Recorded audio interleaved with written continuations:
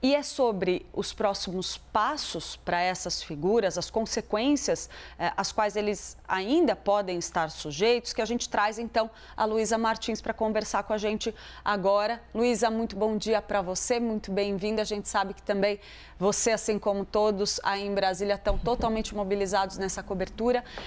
E conta um pouco para a gente como que isso aconteceria na esfera jurídica, que tipo de consequências estariam impostas a essas figuras na esfera jurídica, porque sim, a gente tem o Superior Tribunal Militar como instância para essas figuras específicas, né? Bem-vinda.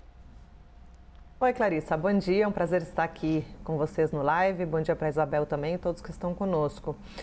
Clarissa, essa é uma das searas, né, em que haverá consequências aí do trânsito em julgado da condenação de Bolsonaro e de outros militares, né, pela tentativa de golpe de Estado, por fazerem parte ali do grupo que foi considerado na denúncia da PGR, depois pelo próprio STF, o grupo que concentra os líderes, né, da organização que buscava então dar um golpe de Estado aqui no Brasil em 2022.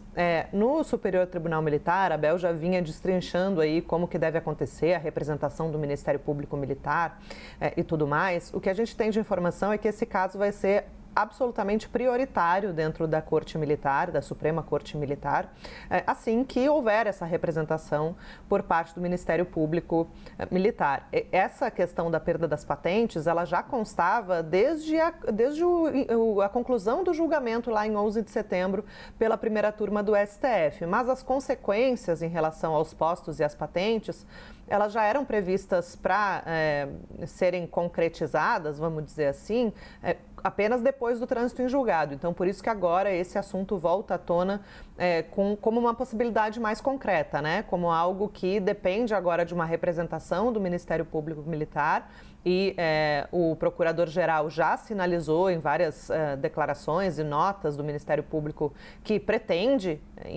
fazer essa representação, que sempre que militares condenados, seja por crimes militares ou por crimes comuns, receberam penas de mais de 2 anos de prisão, isso tem sido a regra, né? A representação na Justiça Militar tem sido a regra e que dessa vez, então, temos essa sinalização de que não vai ser diferente. Como vinha dizendo a Abel, claro, a gente está muito perto do recesso, então provavelmente não dê tempo de ter uma solução, um desfecho, né, para essa questão das patentes ainda este ano, mas como eu disse também vai ter essa prioridade, né, que vai ser dada para esse caso a partir do próximo ano e com algo que a gente pode prestar bastante atenção, Clarissa e Bel, que é a possibilidade de um empate na Corte Militar, né? Existe essa possibilidade, isso vem sendo discutido, né? É claro que existe uma tendência pela perda das patentes, mas tem uma ala ali do Superior Tribunal Militar que entende que a dedicação desses generais para as Forças Armadas, enfim, para as forças às quais eles pertencem, não pode ser apagada, né, digamos, por conta de um problema ali, né, que no fim das contas acabou gerando uma condenação. Essa é a visão dessa ala de militares que tende a ser mais protetora, né, digamos, em relação aos seus.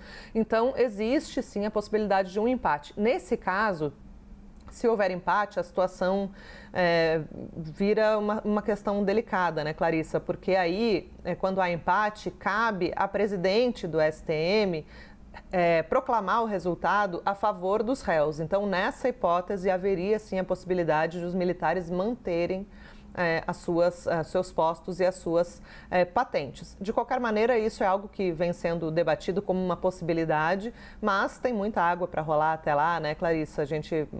A Bel disse, né, que vai acontecer essa representação a partir do próximo ano, o julgamento também deve acontecer em 2026 e com isso a gente vai ter, a partir do desenrolar das coisas, a gente vai ter uma visão mais clara sobre como vão se posicionar os ministros da Suprema Corte Militar aqui no Brasil. Mas esse é um desdobramento, para além de todos os outros que a gente vai explorar também aqui ao longo dessa edição, né, Clarissa? Desdobramentos na área eleitoral também, algo que é muito relevante aí para a engrenagem das Forças Armadas, né, que é essa discussão em torno da manutenção ou não das patentes.